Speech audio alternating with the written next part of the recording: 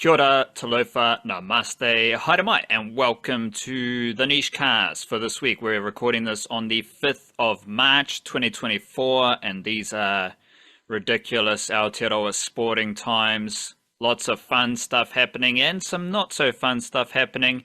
But if you're following us on social media, Twitter, Facebook, Instagram, TikTok, maybe on the YouTube shorts as well, you'll see a lot of Kiwis doing some amazing things, not to mention a bit of athletics. Aotearoa is known for the athletes and athletics, and we'll touch on some athletic excellence in today's podcast as well. We are from the niche-case.com, where you can read about Aotearoa sport. I did two Aotearoa Warriors things over the weekend. We got a Roger Tuivasa-Sheck focus that I'll touch on later on in the podcast, highlighting how the Warriors can get the ball to Roger Tuivasa-Sheck. And I also went deep into the signing of three young Aussie halves, Luke Hansen, Jesse Sorich, and Talon Egan as well. We've talked about that a few times on these podcasts. Both of those are deep dives on our website, theniche-case.com. Did a debrief to the Blackcaps test loss against Australia. There's a Plunkett Shield youngsters report live on the website right now as well. I'll double up and do a more mature, fringy Blackcaps type of report as well, because there were so many good performances in the Plunkett Shield. I expect the Flying Kiwis will be a bumper dumper this week as well. You got some stuff in store for that? I got a lot of stuff in store for that. Like some weeks there's never a shortage of stuff to write about, but some weeks it's like I'm writing about a player like maybe coming back from injury, or there's a few of them where it's like this player got good minutes, they played well, but their team lost kind of thing. This week it's just goal scorers everywhere. Like this actually like I think we're gonna have like 7, 8, 9 different players mentioned in that piece who got goals or assists this week. It's pretty ridiculous. We might hit on that in a bit as well. And of course, the Wellington Phoenix are top of the league. Shout out to them. Good little performance against Adelaide in Wellington. At least one sporting team had some success in Wellington over the weekend. So shout out to the Wellington Phoenix. Do love the Wellington Phoenix and what they are doing right now. We'll also touch on that in a jiffy. That is to say, you can read about Aotearoa sports on our website, theniche-case.com. We're here for it. We love it. And we do our best. Part of doing our best is also our newsletter via Substack, thenichecase.substack.com. That comes out every Monday and Friday. And when it's a funky old weekend, like we had this past weekend, that Monday newsletter is chock-a-block, full, jam-packed. Love a bit of jam. And it's jam-packed, full of Aotearoa sporting notes, nuggets, bits of information, stats, maybe a little less opinion and just facts about Aotearoa sport, because to be honest, they speak for themselves and there's a lot of fun stuff happening. So we do that for free via Substack twice a week, Monday and Friday, strictly talking Aotearoa sports. And we might chuck in a bit of music, as we're going to do in Jiffy here as well. So sign up, thenichecase.substack.com. Then you can upgrade to a paid Substack subscription, and then you access our subscriber podcast, which we record each week, as well as the Niche Cast. And that's also available on Patreon, patreon.com/our Niche Case, EL Niche Case. We'll be recording that tomorrow, and we are going to go deep into Blackcaps cricket and any other stuff that we don't talk about in today's podcast. So we do two podcasts every week, a big old monster Niche Cast, which is your one-stop shop for Aotearoa sporting things. And we also double up with the subscriber podcast as a bonus for the generous folks who fund the Niche Case via Patreon and with a paid Substack subscription. Whatever platform you choose to use is all good. Just shout out to everyone supporting the Niche Case straight up the guts. We appreciate your support, and we obviously welcome anyone else to join us on Patreon and with a paid Substack subscription. I think that's it as far as the introductions go. You got some mindfulness? Yeah, I got some mindfulness. I got some mindfulness here, which is from some unnamed Buddhist source from back in the day. So it seems to be a sort of that's usually a red flag for you just made it up when it's unnamed. unnamed. No, it's a red flag for I just read it somewhere and they didn't say, but it's someone made it up at some point. I don't think I have the capacity for that, but somebody at some point in history made it up. Nice little three-pronged, I don't know, pathway, I suppose. Quote goes, refrain from all evil, practice all that is good, purify your mind. I think the last bit needs to be the first bit, because if you purify your mind, you're not going to practice evil. You're going to refrain from, Yeah, there's because a I bit of think, cause and effect there, eh? and when you say purify your mind, that to me, that's just trying to zone in on the positive thoughts, releasing the negative thoughts, and just general well-being stuff. And from there, you can change your perspective on different matters. And if you can change your perspective on different matters and you can see them from different perspectives, different viewpoints, deploy a bit of empathy, bit of gratitude, whatever it is, I think it's easier to refrain from evil. Yeah, it's there's some chicken and egg stuff there because like the way I read it at first is if you refrain from evil, if you make sure to do good stuff, that will purify your mind. But I think you can also just do it the other way around as well too. It's like just if you purify your mind, you won't have to refrain from doing bad stuff and focusing on good stuff because you'll have a pure mind. You'll be doing it anyway. So yeah, one way or another, as long as you get to the end goal. Yeah, a bit of the old spiritual chicken and the egg. Yeah, the spiritual chicken and egg And I consume both, so I don't know what that means. But in a uh, spiritual fashion. That's good. yeah, I'm definitely not a spiritual vegan. But yeah, good mindfulness there. Um, it is time for our monthly jukebox, and this is probably I think we go on January and February for our monthly jukebox to start 2024. So we do want to highlight some musical funk, some things we are listening to. I just listened to a new track from Mike. Shout out Mike. He's from New York. He's a bit of a hippie hopper. And he has a song called Underground Kings, which is about as wavy as they get. It's pretty funky. So shout out to Mike. I think he uses a UGK sample. That's why it's got the Underground Kings, but it's super duper wavy. Also super duper wavy is Sunny Jim. So we're going from New York to the UK. I think Sunny Jim is from Birmingham, and he has a new album that I'm going to do in the monthly jukebox, which is with Lee Scott, called Ortolan and Armagnac. But the thing you want to look up is Sunny Jim Rinse FM Freestyle, because it's smooth, got a bit of that UK twang, and it's just nice for the eardrums. And I've also been listening to the bro, Leonard Powell. He's got a new project called Slow Mover, which is a bit more folksy, a bit more up your avenue, a bit more folksy, a bit more guitar-y, and very, very mellow. That is just good for some rainy days in Aotearoa. But it's also pretty cool for a sunny day as well. So shout out Leonard Powell and his new project, Slow Mover, which sums up the niche case, because we are slow movers ourselves. And your musical selections that you want to highlight are... Yeah, we had a Leonard Powell tune, I think, in the weekly song roundup last week. So yeah, a bit of a geese at that. Nice smooth tunes. My highlights, I would go with, I think, the new Ty Segall album for sure. My man Ty has been a little bit less prolific than usual lately, but this one is him getting back a little bit. Like you can see why he hasn't put out as many. He's normally at his peak, like sort of 10 years ago, he was good for 3, 4, 5 albums a year. This one's taken a little bit longer. It's called Three Bells, and it's him getting back to a little bit more of the like deeper psychedelic aspects of this particular brand of garage rock. Really shredding on a couple, but especially trying to find them grooves and stretching tracks out to longer distances and stuff. So I like that one a lot. A little bit of a different vibe from Ty. What else? Darts got a new album. Just it's a darts album. It's what you expect. It's just like high energy, fun, relatable, and also funny.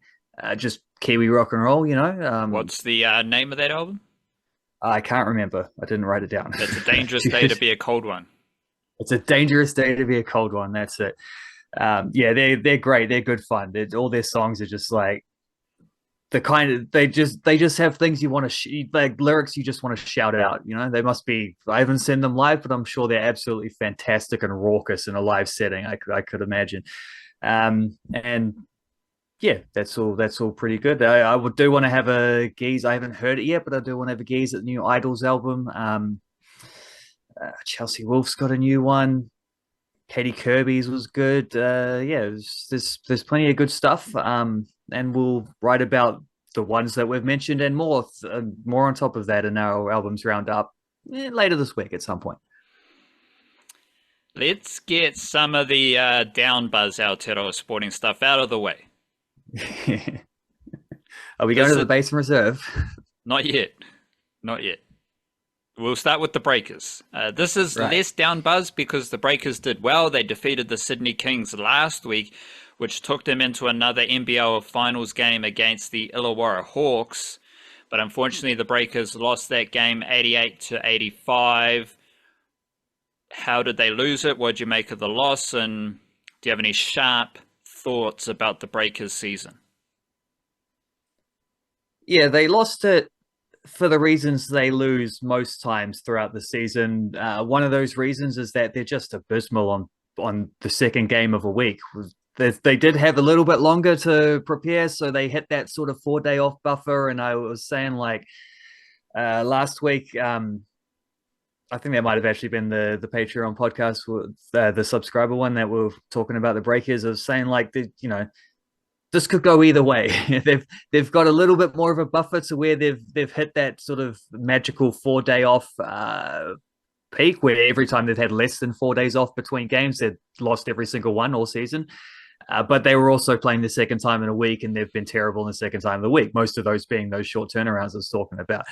So that wasn't ideal.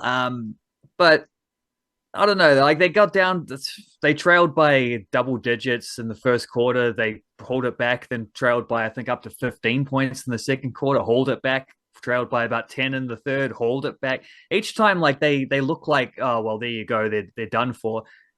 They always had a bit of a response. And I come away from that game saying, well, they lost, you know, and they lost the way they often lose, is they got dominated on the boards. I think rebounded by at least 10 differential between the two teams. And they, what was the other one? Lots of turnovers, although Illawarra had quite a few turnovers themselves too. So that at least was balanced out a little bit, but they shot really well. They just shot like 10, 15 fewer shots, and they got in foul trouble towards the end, and they didn't quite make free throws at the same rate as Illawarra did. And little things that'll decide a finals game. But at the same time, I'm coming away from that thinking, like, this is a team that has struggled with injuries throughout the season, like, very clearly. And they've had, I think Dan Shamir said something, Dan Shamir, wrong one. Modi Mayor said something afterwards about, like, he said they had their, I think I can't remember what it was. It was like 8 minutes or something, of something like some stat like that. I'll see a guy's screenshot of it to find it. But in which they'd had like all of their where are we? This team played its full roster for 8 minutes this whole season and had a combined 82 games missed from our top 8 players. That's more than 2.5 players per game. Blah blah blah.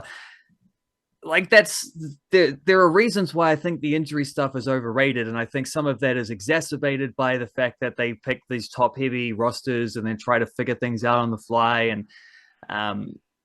and therefore you don't necessarily have a next man. You can't really do the next man up thing if you've got like unique talent there. You can't say, well, the next guy can just play that role, because you don't know what that role is, because there isn't a role. It's just that guy being that guy. And there's only one of that guy, Parker Jackson Cartwright. Well, actually, Parker Jackson Cartwright was the one guy who was through the whole, like, the through line of the whole season. But Jalen Cheatham missed time. Anthony Lamb's out at the moment. Will McDowell-White came back for these finals games, but rolled his ankle just before halftime of this game. Came back out to try start the second half, played about a minute, had a turnover and a missed three, and then sat down for the rest, and was clearly like he wasn't, he wasn't good. He tried it, but he wasn't good. And there is an element of to use that buzzword again, there was definitely an element of resiliency about this Breakers team, and it comes back to like I think an astounding job from Mody Maor, which I wasn't thinking halfway through the season. Halfway through the season, I was looking at the ways in which it was going wrong, and by the time you get to the end of the season, I'm thinking, well, I don't know how he managed to keep this team together.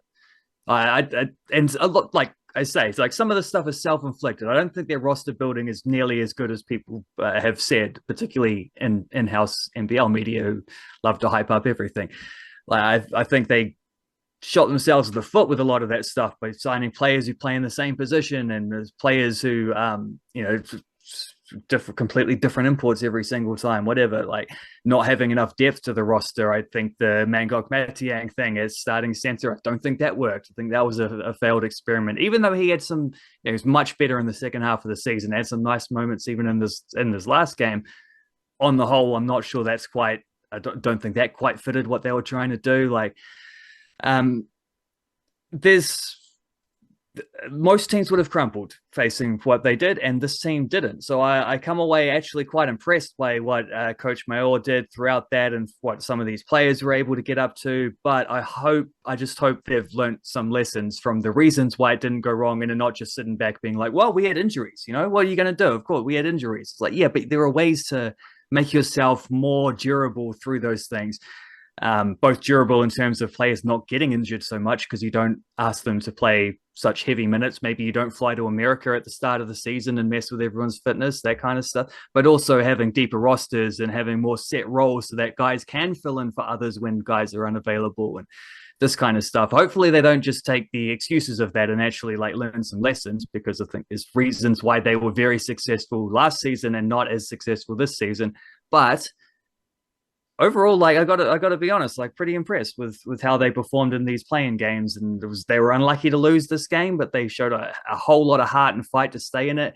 And just quietly did really enjoy seeing a lot of Tom Abercrombie and a lot of Isaiah Liafa in the fourth quarter. They did let those Kiwi guys really fly, and they were hitting 3-pointers. They were playing outstanding defense, and that's it for Tom Abercrombie's career. Now he's retired, so shout out to a great one there, and we'll see what the Breakers do from here on out, because in a lot of ways this season was defined by their off-season recruitment, so that job starts immediately.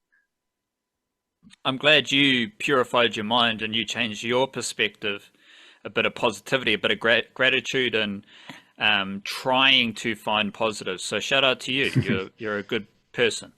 The injury thing, I think, to take it away from a specific Breakers thing, as you were saying that, I was like, this is a learning moment in sports where, because injuries happen to every team, and yes, there are teams who suffer more injuries than other teams over the course of a season, regardless of like whether, like how those injuries come about, whether it's travel, whether it's training loads, whatever. Like the injuries happen, sometimes they happen more often, and to be honest, that is all luck. That is all sporting shenanigans that determine those things, unless you're a scientist and you're going to say, well, they flew these kilometers here and all that other stuff.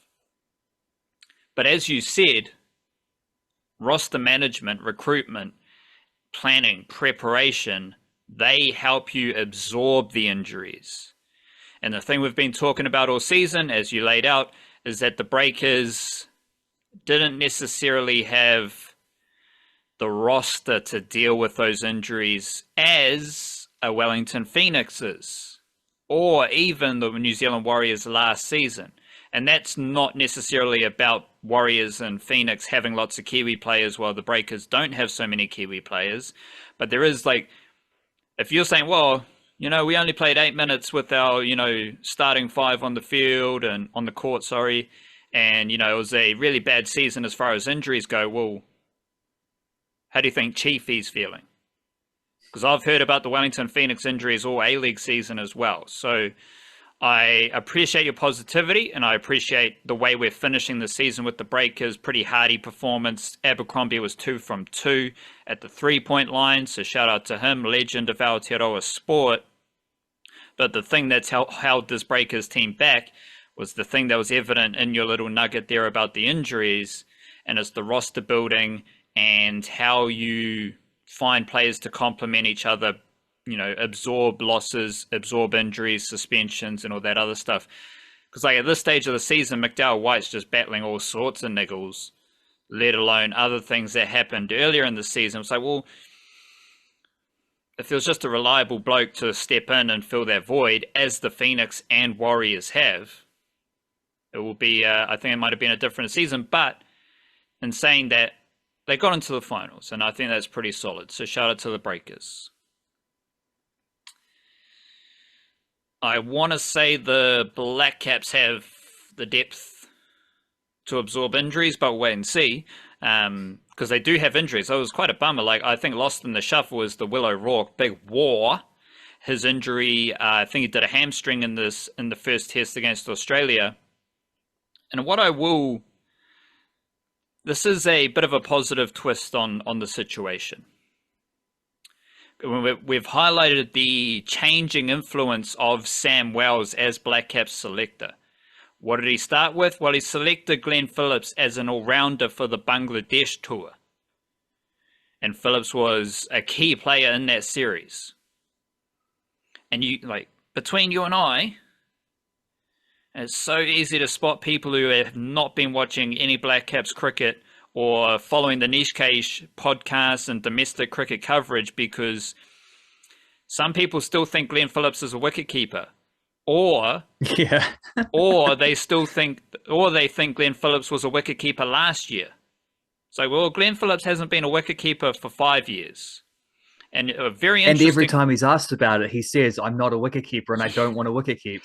What happened when part-time wicketkeeper Devon Conway injured his thumb in the T20 against Australia? You could see Glenn Phillips and Finn Allen. They were pointing at each other. Who took over the gloves? Finn Allen. Glenn Phillips is not a wicketkeeper. He hasn't been a wicketkeeper for a few years.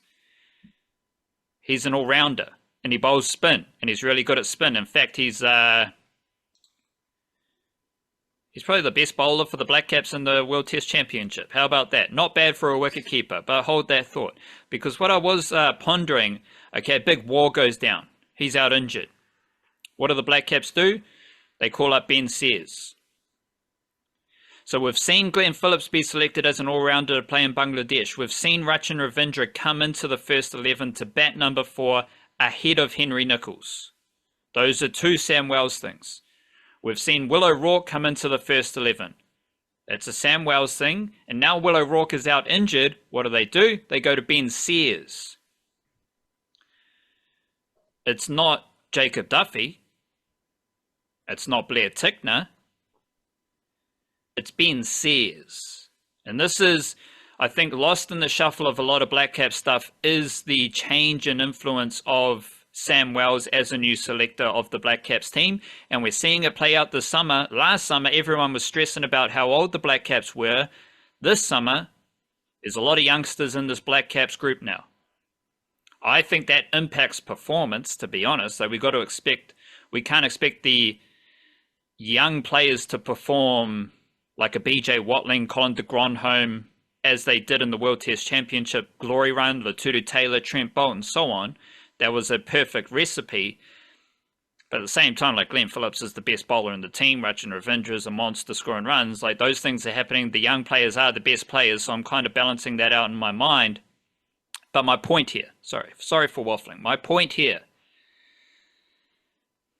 the two seamers who have been called into the Blackcaps test team, they both seem to hit 140 Ks pretty easily. Because Will O'Rourke, he hits 140 Ks. Like he hovers around 138 with nibble, but he does get over 140 K per hour, when he's in rhythm. And what's been like Ben Sears is in this squad. He might be in the second test team because he bowls fast. And he's going to be bowling over 140 K, maybe 140, 139, but he hits 140 K. We've seen it in T20 cricket. And the new bowlers to the Blackcaps are both hitting 140 Ks per hour. These aren't dudes, the old school Kiwi seam bowler who bowls 130 Ks per hour with a bit of swing on some, tame decks. The young frothers of Blackcaps cricket are hitting 140 k's per hour.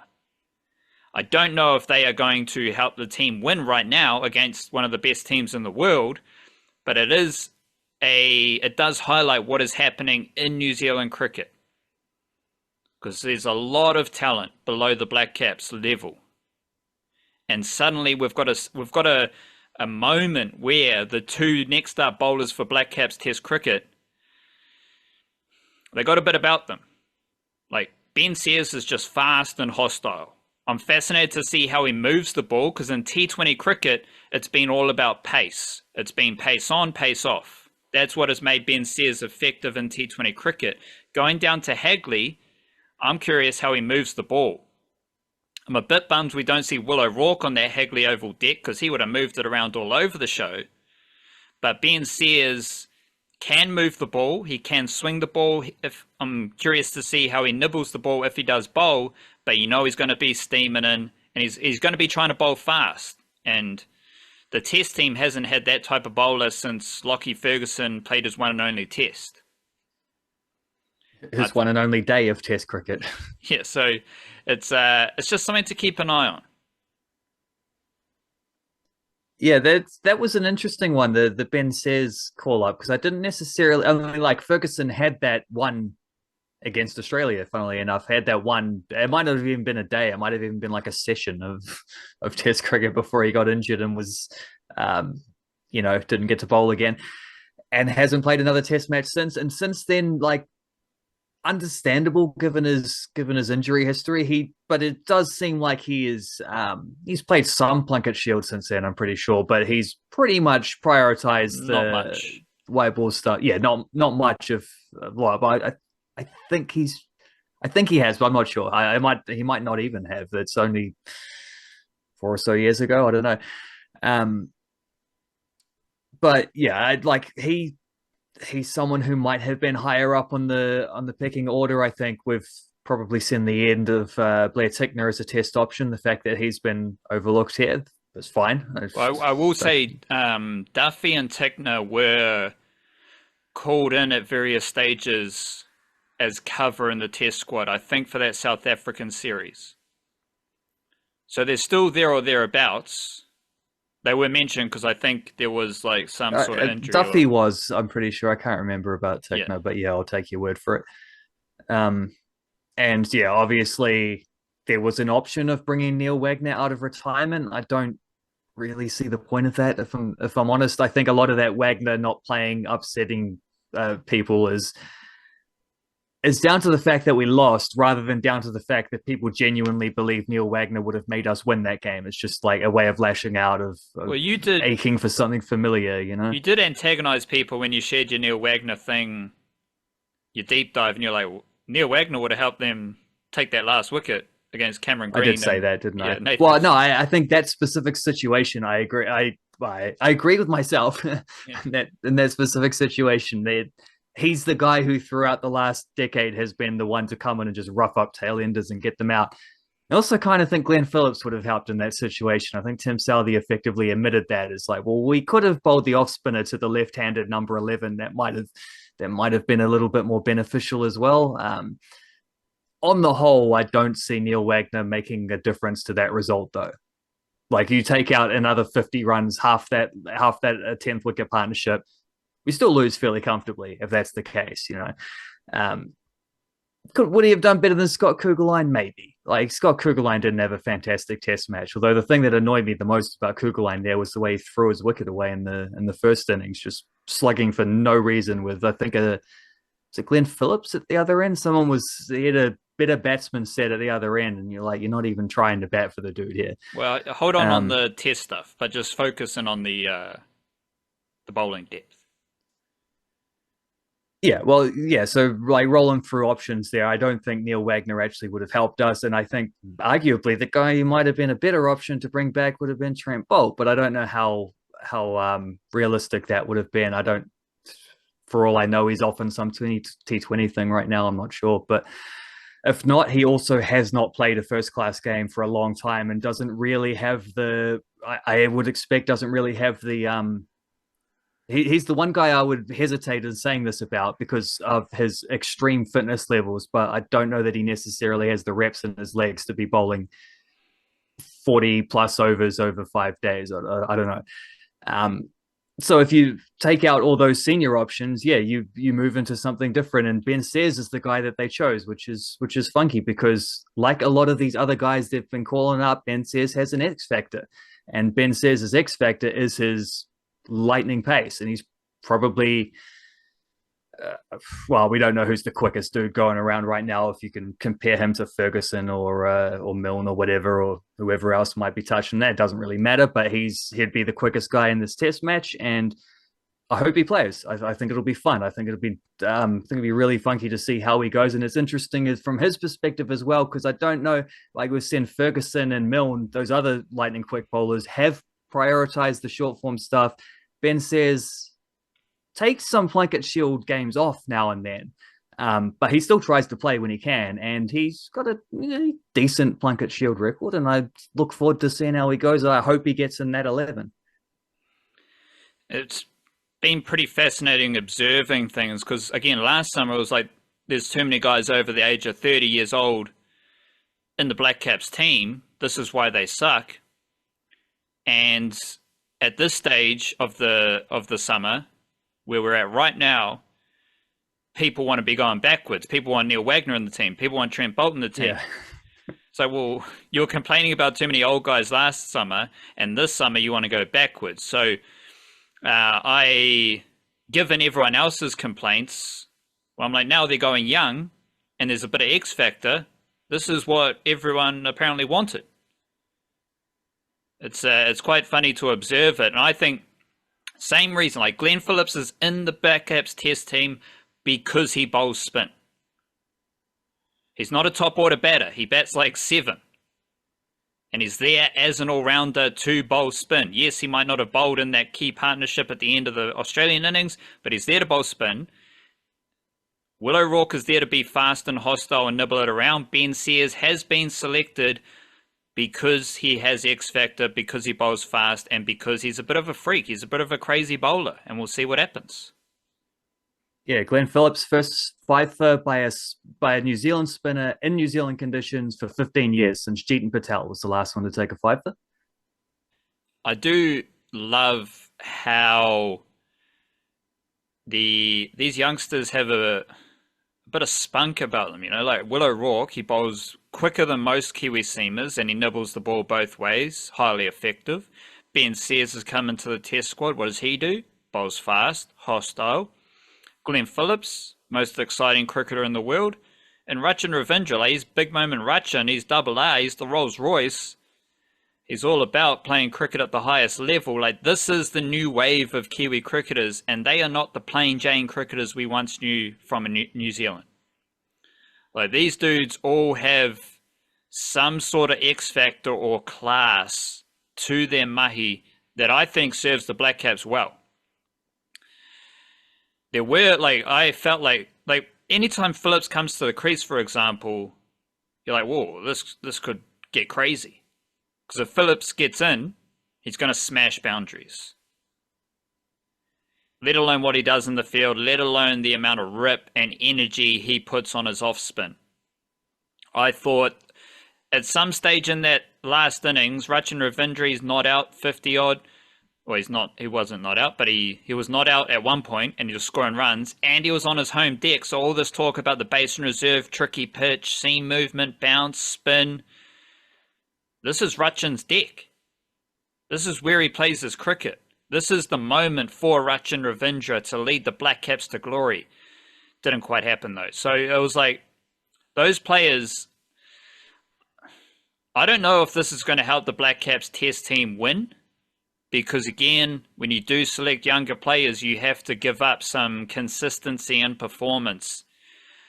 But these dudes all have a bit of X factor. They're all very talented cricketers. And I'm excited to see what they can do in a second test if Ben Sayers does play. But we'll have Phillips, we'll have Ravindra. And it's even though we're about to do this segment coming up, I like Blackcaps cricket. And I like the direction of the team under Sam Wells as chief selector. I like the talent in Aotearoa cricket. I am a Blackcaps apologist based on what I'm seeing. I'm not an alarmist for the Blackcaps like I am for the White Ferns, for example. Even with that apologist nature, even my positivity about Blackcaps cricket, the collapse stunk. The collapse in the second innings was horrible, regardless of who the other team is. Regardless of who Nathan Lyon is and what he means to cricket around the world. Because there is a fragility that has also crept into Blackcaps cricket. And that was on display at the Basin Reserve when Kiwi cricket fans were looking for a more positive outcome. Like, the game was set up for the Blackcaps to fight. And my question to you is going to be, what was the clumsiest, goofiest, stinkiest thing about the Blackcaps in this test? To me, it was the collapse. And we can talk about selections of Mitchell Santner. I will say, not selecting Mitchell Santner. He wasn't selected. But the Glenn Phillips also took 5 wickets, and you're not selecting Santner. Yeah, so they didn't get something out of spin bowling, Yeah, and you're not selecting Santner. You're not selecting Santner because you know you can bowl Phillips, because you know you can bowl Rachin Ravindra. Rachin Ravindra has also been quite effective with the ball in the World Test Championship. He's averaging 20. So the best bowlers for the Blackcaps in this World Test Championship are spinners. Phillips, 16 wickets at an average of 16. Santner's got 12 wickets at an average of 17. Ravindra's got 7 wickets at an average of 20. Ajaz Patel has 14 wickets at an average of 23. That involves a tour to Bangladesh and 3 tests in New Zealand. My point is about the collapse. So, a lot of the stuff that happened before, in the current cycle we're in, where there's all these cricketing podcasts and they do day-by-day reflections and everything, and it's it's just such a roller coaster. You're seeing it with the India versus England Test series. Every day is a inspection of baseball, and it's oh, bro, give me a break. Just chill out for a second. And there's some of that with the Blackcaps, where all these decisions beforehand, all these niggly things that people want to hate about the Blackcaps happened before the final day collapse. But I think myself and many cricket fans, there was an air of optimism on that final day. Rachin Ravindra on his home pitch, he's not out. Things were pretty well set up for an interesting performance. And guess what? The Blackcaps in this World Test Championship cycle, they don't have a draw. 3 wins, 2 losses. And both of those losses are by 150 runs or more. And if you go back to last summer, before the start of this World Test Championship cycle, their other loss, so under Tim Southee, they've only got 3 losses. They've got a pretty strong record. 2 draws in Pakistan, and then I can't remember the exact figures off my head. I did write in the debrief, but that loss against England last summer was also by 150 plus runs. And my clumsiest, goofiest thing was the collapse. Bro, just fight. You don't necessarily have to go out and win the game. Rachin Ravindra, it's going to be tough for him to just go superstar mode every test, win the game. Phillips or anyone else. But unfortunately, when Tom Latham's averaging 15 in the World Test Championship and Tom Blundell is averaging 8, maybe Devon Conway would have helped, but he's averaging 11. These are signs of the fragility. And I don't like it. If we want the Blackcaps to play like Kiwis, we want them to have a crack like Kiwis, we want their identity to be that of a hard-working, gritty New Zealand team. That wasn't there. They collapsed. And it was yuck. And part of that, I'm kind of touching on a few things that piss me off about the clumsy, goofy nature. But I think the ultimate thing is that they didn't play like Kiwis, because you factor in the other thing that has made the Black Caps successful. We've touched on it in major tournaments. Like, they have a fantastic record. They're basically a guaranteed semi-final in major tournaments. That comes with nous, tactics, planning, tricks, traps. What have the Black Caps done in recent tests this summer? They've misread conditions. They've admitted twice they made the wrong selection move and not selecting Santner. That's not the Kiwi way. The Kiwi way is using your noggin. It's making smart choices. The Kiwi way is about making up for a lack of talent, even though I think there's a fair amount of talent. It's about making up for the lack of talent with your tactics, your planning, your preparation, execution. But all of that has been clumsy as well. But ultimately, the clumsiest thing was evident when in Kane Williamson's knocks. This is so trivial that it doesn't really apply. But what happened in the T20 series, I think it was against Bangladesh, Finn Allen, Mark Chapman, they run it straight into each other. Boomfa. And one of them's run out. I can't remember who it was. I think it was Mark Chapman. Come into the test series, different format, different players, Kane Williamson and Will Young. What happens? They run into each other. Like, that is the epitome of Black Caps clumsiness. And then Kane Williamson, we got to take some humble juice here. We do believe Kane Williamson's the best batter ever. And I don't think this is because Kane Williamson sucks. I think it's just some bad juju. This is what I wrote in the debrief. What happens in the first innings? He's run out, Black Caps boomfer, second Black Caps boomfer of the summer. Second innings, he's almost out chasing a ball down the leg side. He gets out chasing a ball down the leg side. Like, Kane Williamson looked like he was smoking on some Aotearoa vitamins like yours truly. He wasn't locked in. He wasn't concentrating. He wasn't focused. It was very strange. And I wrote it down. I was like, what was your clumsiest thing? I've kind of covered the gauntlet here. I've kind of touched on a few things that, when you put it all together, it was just weird. And it's yuck. It's fragile. It's goofy. This isn't the Black Caps that has a genuine Kiwi identity. Because that Kiwi identity is what makes New Zealand sports teams successful. It's what has made the Black Caps successful. And that has diminished in the test this summer, I believe. From tactics, from weird stuff happening, misreading conditions, to just the pure performance of that last day collapse. It's not good. Like, there are some positives, and I do want to be positive because I do like what's happening here. But there's also this other goofy, clumsy, fragile nature that I just don't like. Yeah. It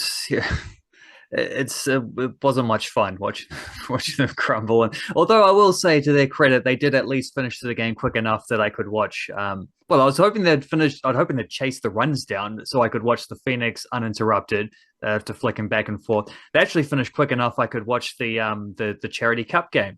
That it was Wellington Olympic against Christchurch United, the Chatham Cup winners versus the National League winners. Was able to watch that without having to cross Did over Wellington the win Black that game? Caps. Wellington Olympic did win that game. They won 3-0, and the Black Caps lost in Wellington. Wellington Olympic won their football game. Wellington Phoenix won their football game, but the Wellington Phoenix women were smoked. So it was a bit of a weird... But they weren't in Wellington. Yeah, but it touches on Wellington. The Wellington did win their Plunkett Shield game, which wasn't in Wellington either. I think that was in Rangiora, but just a weird time for Wellington. Sorry to interrupt. Weird time for the Phoenix women, who have a terrible away record and have had to play 7 of their last 8 games in Australia. Like, how does the fixture list get to that stage with this madness? We'll come back to them, I'm sure, or at least we'll come back to the Phoenix. We might get to just focus on the men because they were the fun ones this week. But yeah, I don't know. It's, it's not it's not the Kiwi way, the Black Caps way, what we saw there, but also it kind of is when they play against Australia. That's just the upsetting part, is that it felt every time it feels like we've come around and it's just going to be a little bit more I don't know, mentally solid against this lot, and then they just crumble against the Aussies every bloody time. It's yeah, that's it's weirdness, but um, I you asked what I thought was the clumsiest, sloppiest, silliest kind of aspect of that game. You didn't mention the one I would have picked, which is because I think the collapse and some of those dismissals was stuff that happened while they were already in the process of losing. Like they were behind in the test match and getting beaten down, and they didn't respond that well to that pressure, except for one spell. Like the Glenn Phillips bowling spell did respond well to pressure. We bowled them out at a time where we were able to keep them from having Australia having declined the follow on. We're able to bowl them out to where there was at least an extremely difficult total, but at least a plausible total. Like it's not like they put a 500 to win and said go on and do your worst kind of thing. There's a total where if the Black Caps played to their absolute potential, they had a chance of getting there. They didn't get close, but they got halfway. That's just something. But I felt like this game's twang. Yeah, go. You want to add I was something? just celebrating the Black Caps getting halfway. Like that also feels like a Kiwi thing. So Against Australia, yeah, that's what I don't like, is how this brings back out the the shortcuts and the moral victories and all that. Like if we turn into baseball against, well, actually no, we don't, because they're always positive about their moral victories even when they lose actual games. Whereas the Black Caps, when we lose to Australia, everyone gets depressed because we've read the story too many times. I felt like the sloppiest thing was that Cam Green Josh Hazelwood partnership, because that took the game from being in a position where it was very even, and potentially even if the Black Caps weren't on top when Hazelwood came to the crease, they had been earlier. Like they had them about 90 for 4 or something. Although I will say, undercover aspect of that game was how well, even though neither of them went on to get a score, so it's completely forgotten. But batting first at the Basin Reserve actually leads to a lot of runs, generally speaking. There's a little bit overrated about how tough it is, but the first session is always difficult. And I think Kawaja and Smith handled a really good spell from the Black Caps bowlers at the start. Particularly Matt Henry was unreal throughout that first innings, but particularly the way he started.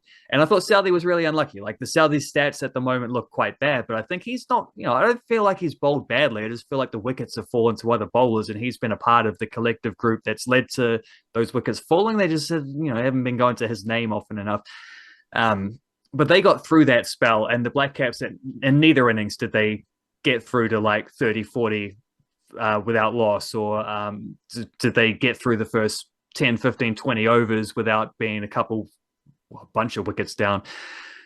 There's a big difference there between that small aspect of a game, but how much it sets up what follows. But it was the Green and Hazelwood partnership that it felt like it took an even game into very much in Australia's favor. And I didn't enjoy that at all. And you look at throughout this test match, like that was the first session of day 2 was when a lot of that stuff happened, that partnership, because Green had just brought up his 100 in the last over of day 1. The Cummins and Smith stuff, first session of day 1. There was also first session of day 3, was it, when Nathan Lyon, as the night watchman, is able to score 40 odd, where had been dropped in Southey had dropped him in slips at the last over of the previous day. And then he comes down and smacks 40 odd, like big runs that were, you don't expect a night watch. You don't expect a night watchman to hang around that long the next day, let alone to be contributing actual like runs to the scoreboard. That's very un-Black Caps as well. Like they're normally extremely good at reassessing things after a break during days, but especially good at coming back the next day and with clear heads, purified minds, so to speak, and doing making the most of whatever situation they find themselves in. Here they started every day poorly. I mean, what happened on day 5? There was no first session. Day 4, the reason there was no first session on day 5 was because of how bad the first session on day 4 was, which is when the collapse happened. Like the first session of every day was awful from the Black Caps, like terrible. I am not used to seeing that from them, even against Australia. That's a bit of a concern. On top of the things about like misreading pitches and getting selections wrong, although I have some sympathy for the Santner stuff because, like you say, we still got a bunch of spin wickets in this game, and also it's like every pitch they've gone to has been less about spin. So they're like, oh, we should have picked Santner in this one, but this next wicket won't spin so much. So I can understand the decision of continuing not to pick him, especially leading into this next game where I could kind of would rather see Santner than Kugelein in that team. But I also think there's no wicket is worse for spin than Hagley Oval, which in the last 10 years, spinners average like 55 or something horrendous. So if you're picking Santner, you're not picking him to take wickets. But, you know, Kugelein didn't take very many wickets and barely even bowled in the second innings. So, and I think Santner is a better batter. So I could see that happening. Don't really think it will, but yeah, I don't know. There's some sloppiness creeping in there, and maybe it's just like, I don't know, the kind of stuff they will learn lessons from and not make these mistakes again. That's what we hope for. But if you're going to start every single day of a test match as poorly as that against Australia, no less, you're getting smoked. They probably did well to not be smoked by more in those circumstances. I understand, like, yes, there is a certain pain that comes with such defeats to Australia. But for your own sanity, take the Australia factor out of it. Because all these sloppy, clumsy things were happening before Australia. Like the Black Caps have been dropping a few catches. What happened at Seddon Park, like, they admitted they did not select the right team at Seddon Park for not selecting Santner. Like that, these things don't involve Australia. Tom Latham, Blundell, Devon Conway, they are out of form, excluding Australia. Like these things are happening regardless of who the opponent is, and that's the issue. And that's where it gets a bit goofy. But we'll see what happens at Hagley, because I actually think you just select your best cricketers. Like, let's just, yeah, like, is Santner one of the best 11 players for the test squad? I think so. Select them. And I think we'll segue into the White Ferns squad, but like the White Ferns' strength in their bowling attack is their spinners. Amelia Kerr, Eden Carson, Fran Jonas. You got 3 really good spinners who should be playing every game regardless of the format. You want to get a little bit more funky? Well, you can chuck in Lee Kasperick into that bowling attack as well, because what do you have? Amelia Kerr, one of the best batters in the world, Lee Kasperick. She can bat in the top 6, top 7 maybe. Selecting your best cricketers, which the White Ferns do not do, means you're not worried about like conditions. You're just saying, okay, Eden Carson is a better bowler than Molly Penfold. Like, she is. Eden Carson's a better bowler than Rosemary Mayer. She is. So she should be playing just because she is one of the best 11 cricketers in the White Ferns mix. Pitches in New Zealand are going to spin enough. Like, it's not like these pitches do not spin. In fact, every pitch they have played on so far, Bay Oval, Seddon Park, Basin Reserve, the ball has spun. It's not like these bowlers are imparting as many revs as they can and the ball is not spinning. Like, when you come to New Zealand, you can still spin the ball. Murali's been effective here. Nathan Lyon's effective here. Shane Warne was effective here. Like, just because Glenn Phillips was the, whatever, it's been 15 years since a New Zealand spinner took a 5 for in a test match, other teams come here and their spinners are effective. Ajaz Patel just took a 7 for in the Plunkett Shield. Like, the ball does spin in New Zealand. It's not like these pitches are just some sort of slick surface where the ball doesn't spin. Even if there is less spin, they are New Zealand pitches with a bit more bounce, i.e. the Basin Reserve. Not so much Seddon Park or the Bay Oval, but what do you know, those pitches are slower, lower, and more spinny. So it's not like New Zealand, and I think the other thing here is that we're still applying ideas from a legendary team. Because you cannot select a spinner if you have Tim Southee, Trent Boult, Neil Wagner, and Colin de Grandhomme at the peak of their powers. Then you don't need a spinner. It's all good because those dudes are doing the mahi. But you can't assume that ideas and strategies from the greatest New Zealand test team ever are going to apply to this test team, while also factoring in that there does seem to be more spin in New Zealand in 2024 than there were in previous years. Maybe it's global warming, who knows? But there is plenty of spin around New Zealand, and we've seen it in all 3 tests in New Zealand. So it's not like the conditions are so seamer friendly that you don't need to select a frontline spinner, which is usually Mitchell Santner, might be Ajaz Patel. Could be anyone else you want to throw at either. So why don't you just select your best players? Mitchell Santner is one of your best players. He's a good batter, he's a good fielder, he's a good bowler. I think you could, like, even for Hagley, if you show up to Hagley Oval, you got Tim Southee, Matt Henry, both of whom I think are legends at Hagley Oval, like Matt Henry is. Tim Southee, I haven't looked at his stats, but I think he is as well. You can go Matt Henry, Tim Southee, Ben Sears for what's going to be a pretty seamer-friendly pitch.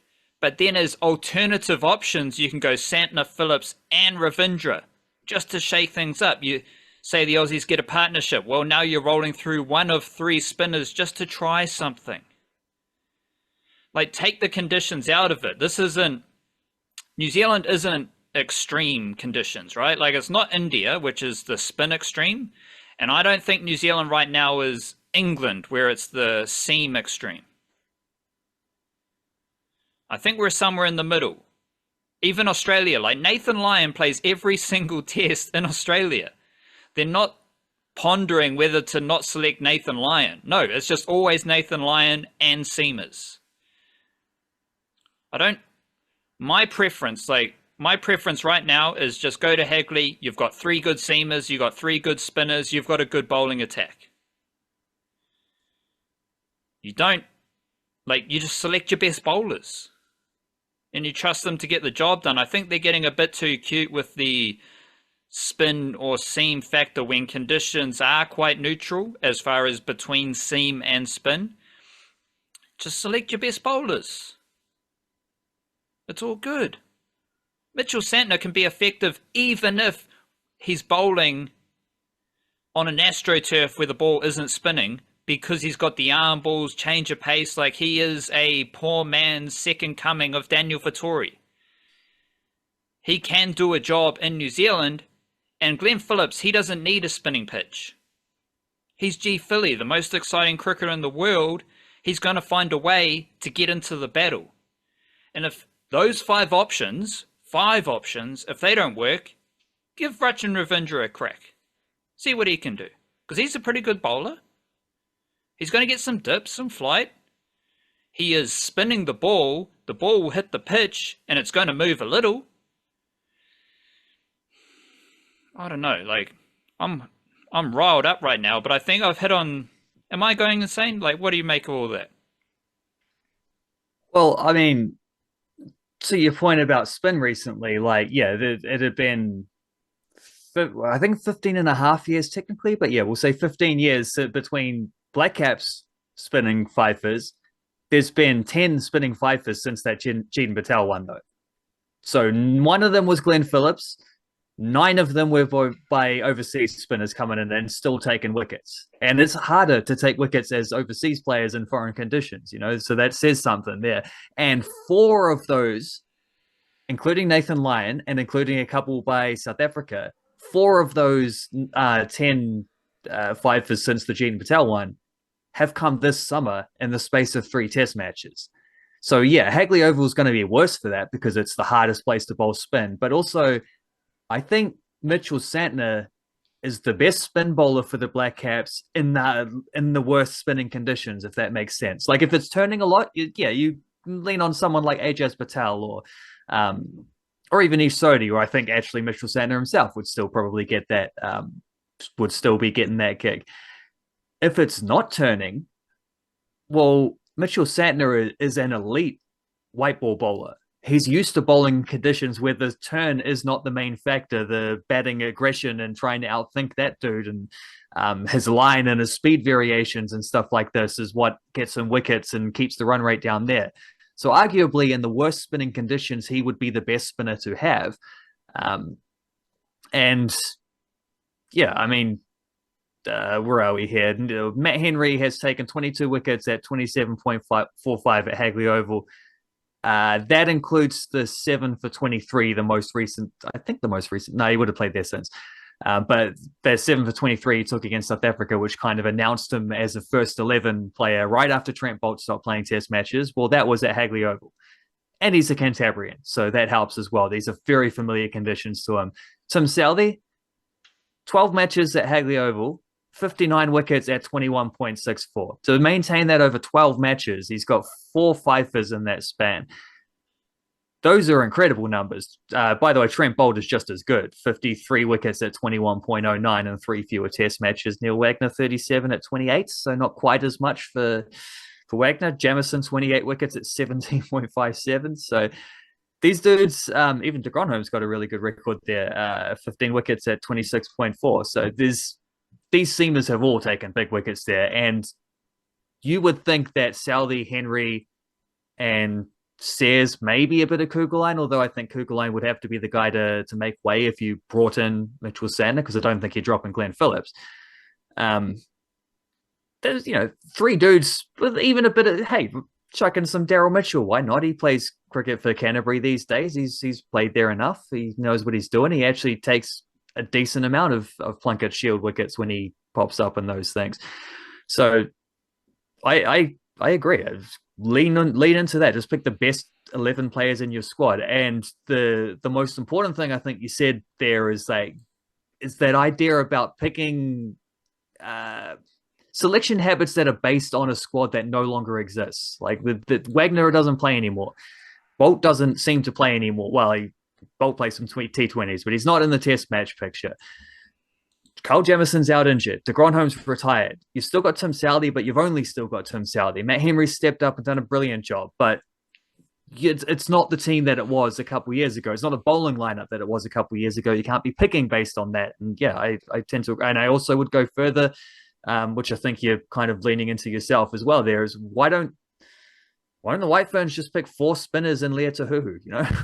Why don't they just do that? In fact, you can have a couple other seamers just in case, because someone like Amelia Kerr is so good at batting, she can bat in the top 3. Why not just do that? Take the pace off the ball and lean into your best bowlers, just because the idea is that you have to open the bowling with pace bowlers and that New Zealand is a place where pace bowlers are more successful. That's the idea. Doesn't have to be the future, just pick your best players. I agree. So we do have a White Ferns squad to play England. And to your point, so you can go Amelia Kerr, Sophie Devine, they are frontline bowlers who bat in the top 3. So you got to, your seam attack. I think Hannah Rowe is a first 11 cricketer as well. She's also in the squad, obviously. She can bat top 7. She's a really, really good all-rounder. 2 of those are seamers, and you have Lea Tahuhu. So we can also slug the ball.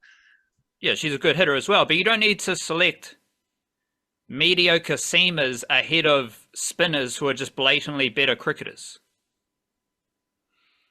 But this is what the White Ferns do, and they're going to play England, 5 T20s, 3 ODIs, and it's the same group of players. Like Rosemary Mayer she returns to the team. She had a good super smash. And I think from the last outing, Brooke Halliday returns. She actually scored an HBJ century as well for Auckland. My thing is that they have selected the same players, largely the same squad, who lost a T20 series in New Zealand to Pakistan. And they think those players are going to beat England? Like, I I really hope the White Ferns change my mind about what they're doing right now. Well, I do see there's no Molly Penfold, which is interesting. So I think Rosemary Mayer has been selected ahead of Molly Penfold. But I think for the White Ferns, like Jess Kerr's quite a good cricketer as well. So I don't want to go too extreme with the seam versus spin. But I do think Eden Carson, who was only selected in T20s, even though she's just one of the straight up best bowlers, Eden Carson, Fran Jonas, and Amelia Kerr are first 11 players in any format for the White Ferns. And Jess Kerr is one of the best hitters in New Zealand. So in theory, you've got really good balance there because Hannah Rose, a genuine all-rounder, Sophie Devine's a genuine all-rounder, Leah Tahuhu, Jess Kerr, they are really powerful hitters.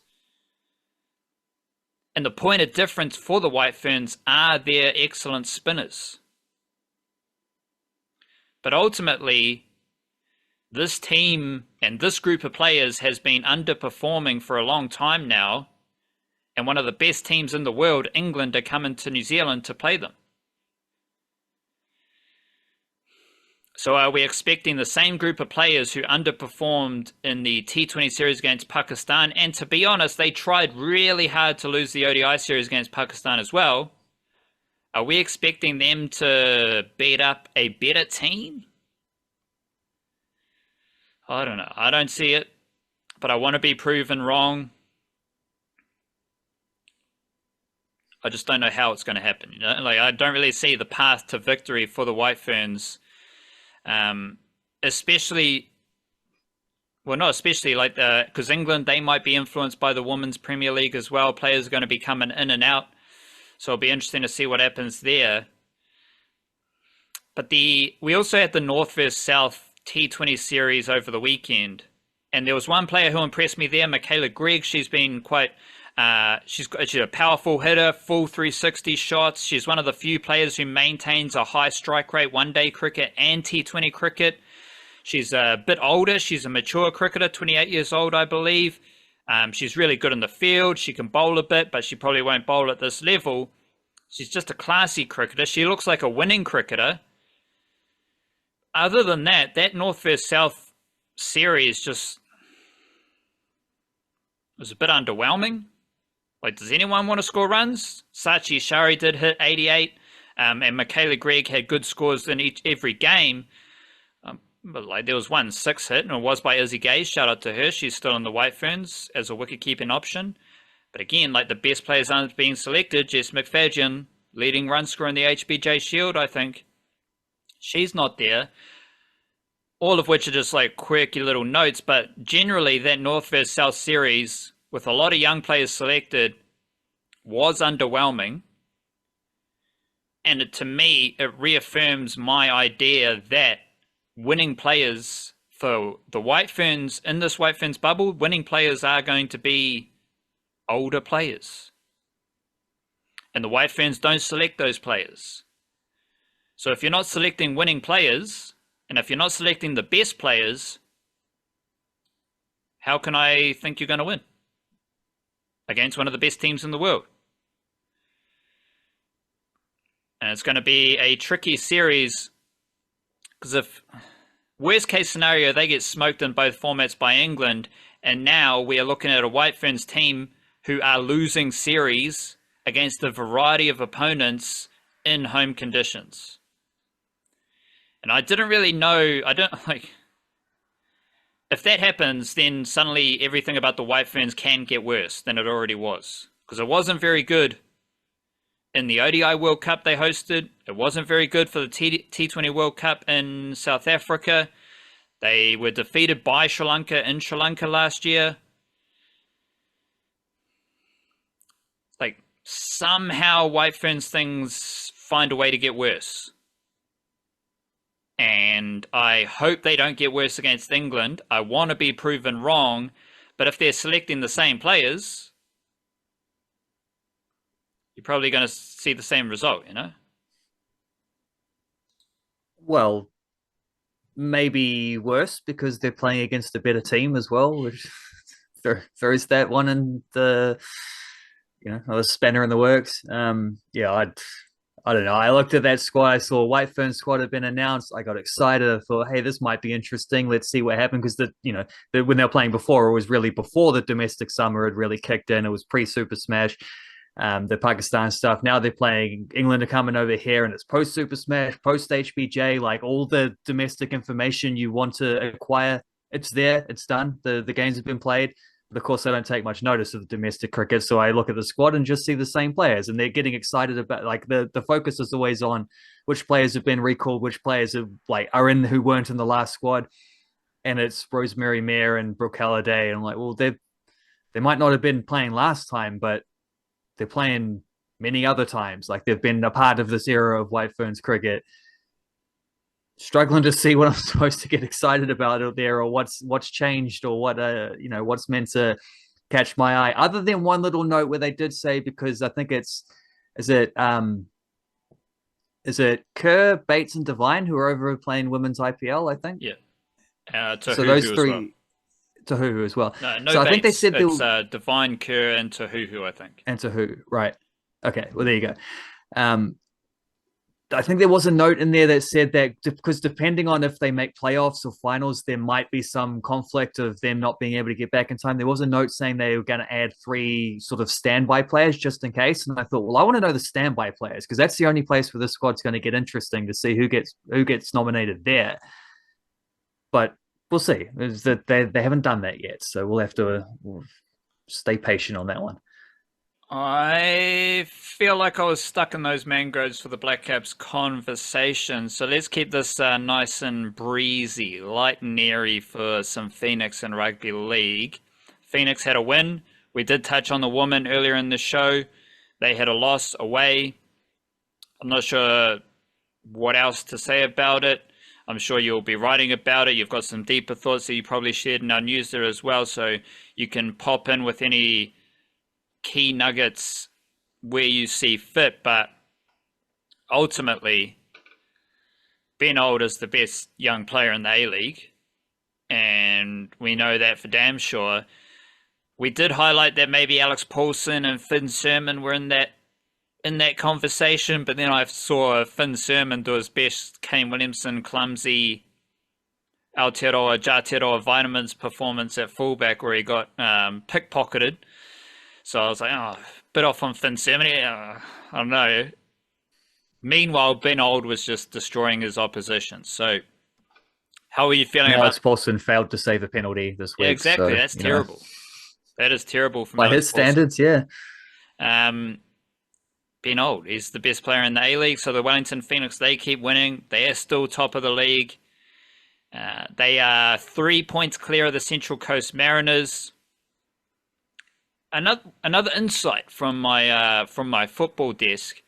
Last week I was kind of alluding to the Phoenix being the best defensive team in the A-League, which is true as far as goals against, goals conceded. They've only conceded 21 goals, and that's the lowest in the A-League this season. And then I watched Houston Salas play. And that dude, he's a beast. He's everywhere. He's aggressive in the challenge for the ball, but in a real slick way. I don't know if you'll know better than me about how many fouls he gives away, any fouls he gave away against Adelaide, but he can win the ball without giving away a foul. And he's really physical and dominant, but it's slick. Like it's timing, it's precision, it's positioning. He's always there. He's always chasing. As far as imports and overseas players goes, he's another shrewd signing for the Wellington Phoenix. And I think they've got better. Especially with the defensive stuff I was saying. I thought they were the best defensive team in the A-League last week. Now I'm thinking, well, I've seen Salas play, and he adds to their defense, especially alongside Alex Rufer. Because now Alex Rufer doesn't have to do all that gritty stuff. He can just kind of get the ball, pass the ball, and Salas is just popping up everywhere for key defensive plays. So somehow I think the Phoenix have got better with the signing of Houston Salas, let alone all the other pieces of the jigsaw coming together. Yeah, you know what I really like about Salas and the way he integrates into this team. I did just check it. He gave away one foul in that game. He was also fouled himself on 3 occasions, which is a good sign. Like he's getting stuck in with and without the ball. You know, he doesn't shy away from the contact. He's a rugged player, and I really enjoy seeing that from an import because often people think about the imports just being the flashy, creative ones, and here's a dude who really just like he can do some, like I've seen enough to think he can do some of that. He can certainly be part of their transition attacks and stuff, but also like he's sprinting back to make challenges as an import player who was signed mid-season, probably being told this is like a title quest and we want someone to give us a bit more. He's coming in and doing like above and beyond defensive work. But what I really love about how that fits into the team is that a lot of their great defensive stuff has been sort of absorbing pressure. It's how well they sit deep and force teams to shoot from a distance. They block a lot of shots, probably more shots than anyone, especially Wooden and Sermon. Paulson makes a lot of saves. He's extremely good at that stuff, but they like they're repelling crosses with headers. They're doing all this kind of stuff, but it's also I don't know how to what the term would be, but it's like the point of impact is deep. It's around their penalty area. Salas is someone who can bring that like collision a bit further up. I'm sounding like I'm talking about the rugby league here, but like I guess he gives you let's lean into that. He gives you line speed in the midfield, you know? But does He's he ever gonna quit play force a the ball? challenge further away from the goal. I don't know what his play the ball is like, but I hopefully it's decent. What's he like running off But Sean Johnson? I don't know, but he's decent running off Alex Rufer, which is the Right. important bit, you know.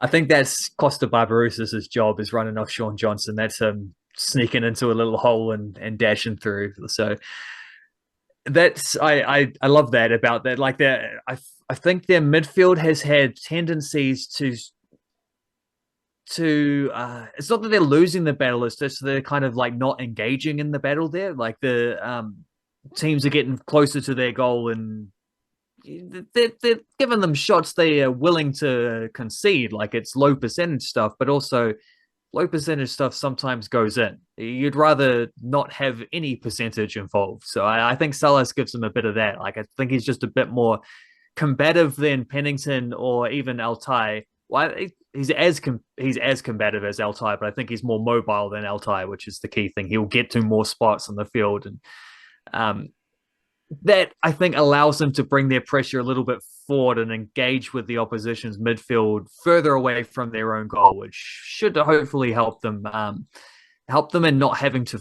do as much defending. So I'd love that fit. I love what I've seen from him so far, and yeah, also do love Ben Olds. So I think maybe like how's this the what if the Phoenix actually have the three best young players in the A League? Like, what if that's changing every week? Paulson, Sermon, Ben Old. What if they're just the three best themselves? I mean, old mate Uran Kundu's off to played for Adelaide on the weekend. Who's off to Bayern Munich? Well, he wasn't even starting for them. So you know, scratch that name off the list. He's leaving, and he's not in their first 11. It's Sermon did have a couple of sketchy moments in that game, but I thought other than I felt like they were like two isolated moments of coughing the ball up badly. Other than that, I thought he had another excellent game in terms of like the key defensive stuff. And Paulson is just great every week. And Ben Old, that was probably his. I don't know if it was his best game of the season because I actually don't think they were that good for most of the game until Costa Barbarouses came on. Costa Barbarouses comes on and they suddenly look like a free-flowing attacking team that can do a whole lot of stuff. And yeah, they're not the same when they don't have Zavada or Barbarouses, and they didn't have them for the first 60, 70 minutes. Then Costa comes in, and they look like they could score every time they attack. And Ben Old is the dude getting the goals to show for it.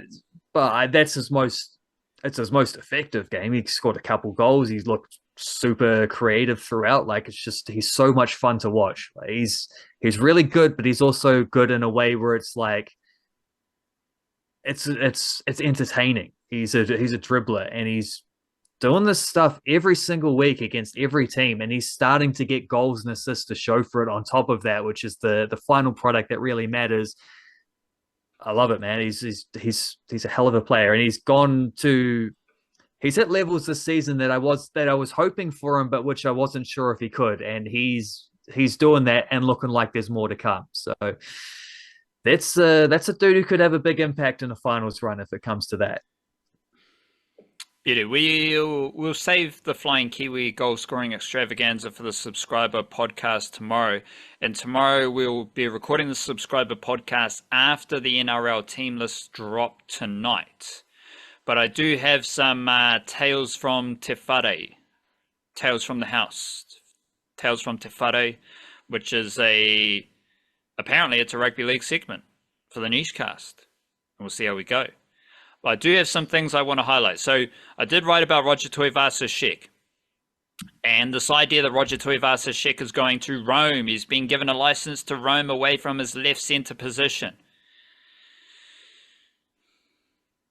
I don't think he's going to roam.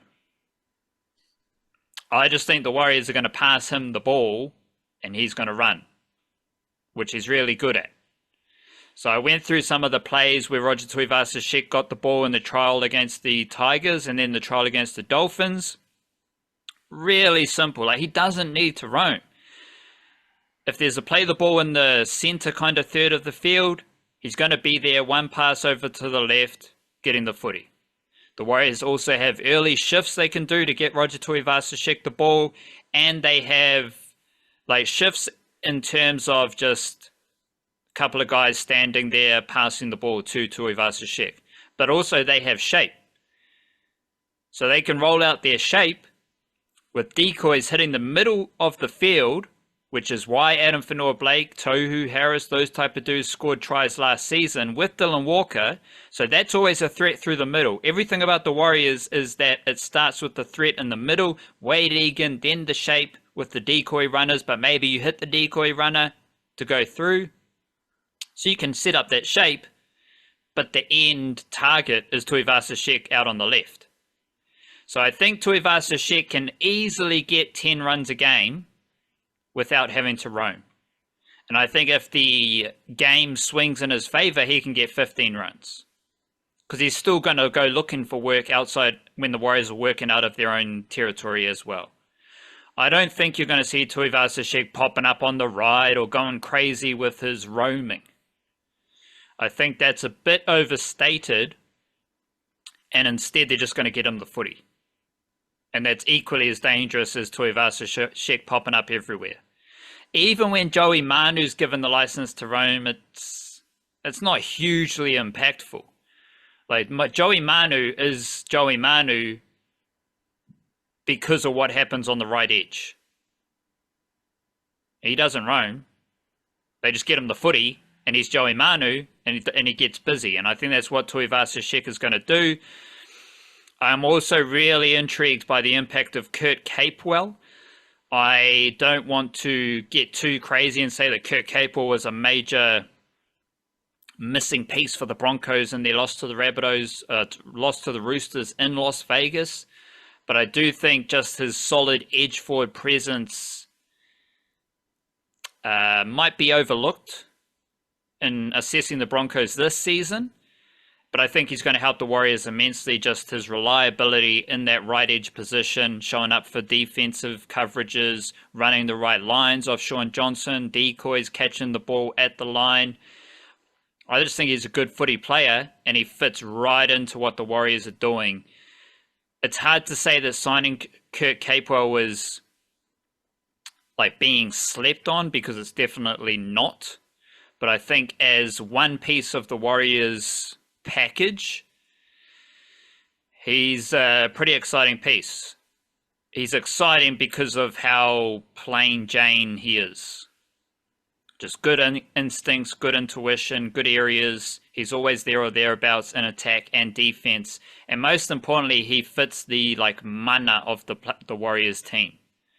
As far as his maturity, his experience, the work he's willing to do for his teammates. And I don't think you can overlook the discipline of the decoy runners. Like in that Warriors system, if you're a decoy runner, you need to be doing your job. If you're going to be getting the footy, you need to be doing your job, because that's the whole structure.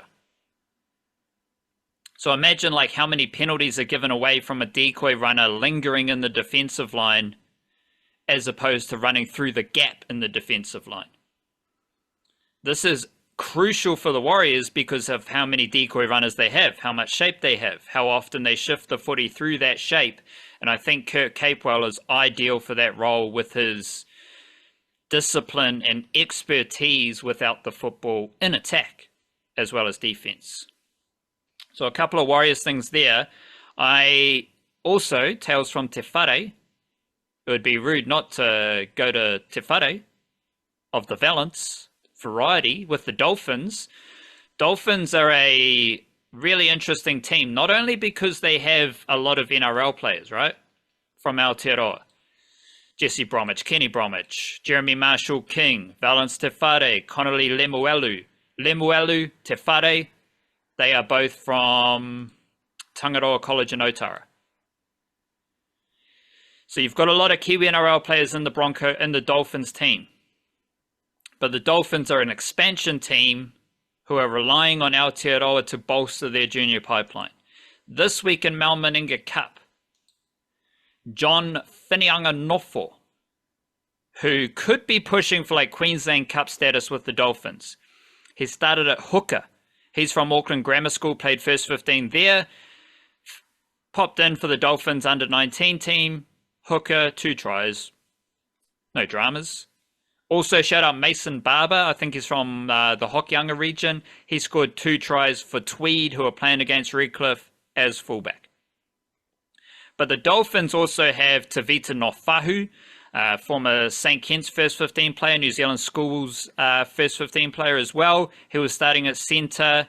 Elijah Rasmussen from Westlake Boys High School. He was starting prop in the Dolphins team. Patrick Kailahi was a starting edge forward. He's a Takahiwai junior as well. So the Dolphins under-19 team, they had 1, 2, 3, 4 Kiwi-NRL juniors in their team this week. Whinianga-Nofo scored 2 tries, and Patrick Kailahi also scored a try. The last thing in Tales from Te Whare this week. The Cronulla Sharks have the best concentration of big boppers from Aotearoa. Their SG Ball team, under-19 team, this week had Sione Latu, who I had previously had as coming from Wellington, but I think he's from Palmerston North. Manako Piutau, he went to St. Paul's College. He was also on the bench. They are large humans, big boppers. But the Sharks also had Pharrell Gray, who had started the season at edge forward. I think he might have had a game where he came off the bench.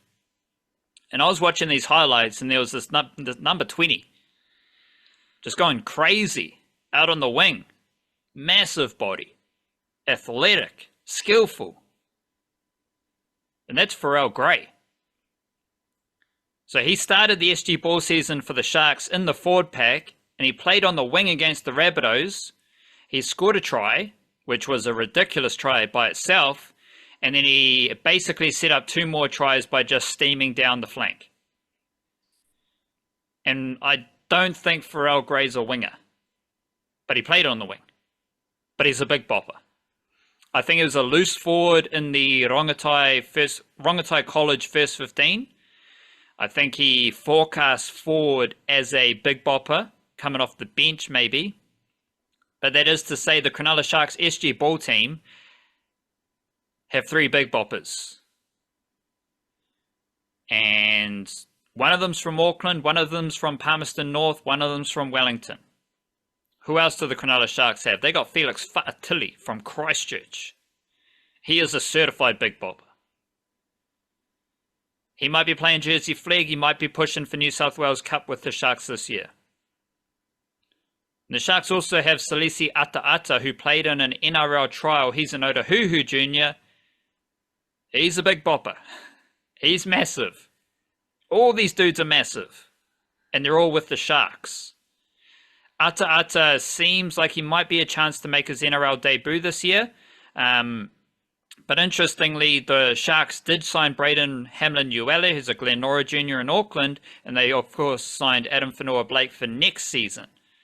So they're keeping their experienced big bopper. They're signing another big bopper, but they have 5 big boppers from Aotearoa in their system right now. And that's crazy. It's kind of there's a cluttered pathway there to the NRL, but Ata might make his debut this year. He probably needs a full season of New South Wales Cup, so they are a wee way away from cracking into the NRL. But as far as highlighting trends and how NRL teams are getting busy in their Kiwi-NRL recruitment, the Cronulla Sharks love massive dudes from Aotearoa. They're all big, they're all powerful, they're all good movers, and they're all in the Sharks system. 3 of them are playing SG ball most weeks. 2 of them are in the higher tiers of the Sharks pathway as well. Probably be touching on some of the NRL team list tomorrow in the subscriber podcast. Might touch on some more Blackcaps ideas, and we'll go through the goal scorers in the Flying Kiwis, because lots of blokes in Wahine were scoring goals around the world from Aotearoa as well. Any final words?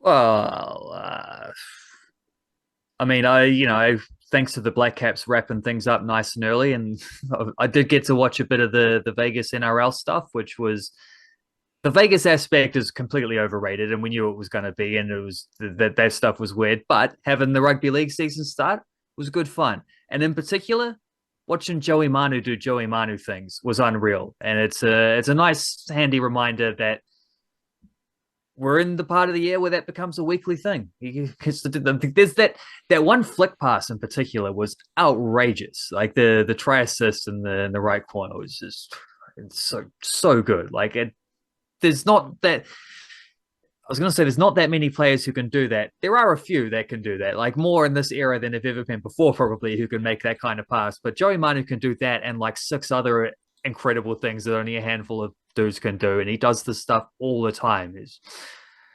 What a player. And shout out to Tokoroa, I suppose.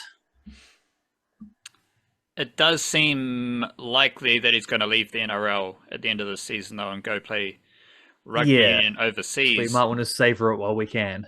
For sure. I will say, like, his step on Selwyn Cobbo, the craziest thing about that was, like, it was like a 2-meter broken ankle situation. Yeah. Compare that to Roger Tuivasa-Sheck. He's going to break your ankles in like a 1-meter radius type of thing. Joey Manu went like all the way left and then went all the way right, and it was still epic. And I was thinking, okay, so Aotearoa Kiwis, they beat Australia, they dominated Australia. They're the best rugby league team in the world. Joey Manu's one of the best players in the world. So what's going to happen when Joey Manu goes to rugby union? Like, that's going to suck for the Kiwis, right? Well, Tomoko's already in the Kiwis. Rocco Berry's a pretty good centre. Tuivasa-Sheck, like, let's say Tuivasa-Sheck, he wants to represent Samoa, because that might be a situation as well to keep an eye on. Like, okay, Tuivasa-Sheck might be one centre for the Kiwis, Tomoko on the other centre, no drop-off to Joey Manu. But let's say Tuivasa-Sheck, he does want to represent Samoa, good for him. Well then, I don't know, like Rocco Berry, Ali Leotawa, basically whoever wins the centre battle for the Warriors, because you can chuck in Pompey. Like, I don't mind Pompey. A lot of people don't like Pompey, but I don't mind him. He's all right. There's Remus Smith. He wants to play for the Kiwis at some point. He's pretty good. Bailey Simonson, he's pretty good as well. Like, this is the thing about Aotearoa Kiwis and Kiwi-NRL depth. The dudes who do want to represent Samoa, Tonga, Cook Islands, they can do it, and there's no real impact on the Aotearoa Kiwis depth because there's so much talent. But if you're assuming that, like, Joey Manu's going to be a huge missing piece for the Kiwis moving forward when he does go to rugby union, We got plenty more players from Aotearoa who are stepping up into the NRL, and it's not really an issue. Especially because Rocco Berry is like the Pakeha version of Joey Manu. Like, let's be honest, he's tall, got the flick passes, doesn't have the footwork necessarily, but he's like, his feet do work. He's still effective in his job. And I think his second year of NRL footy, consistent footy, is going to set him up nicely. That's the Niche Cast. Big up yourself. Hope you're doing well. Those of you who are supporting us through Patreon and Substack, check in with the subscriber podcast tomorrow.